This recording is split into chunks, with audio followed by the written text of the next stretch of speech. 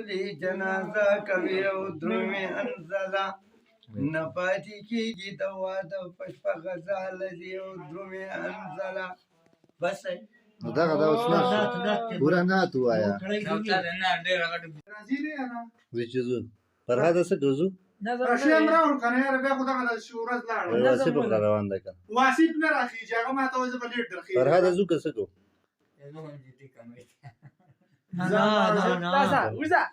د سپي بجې دي په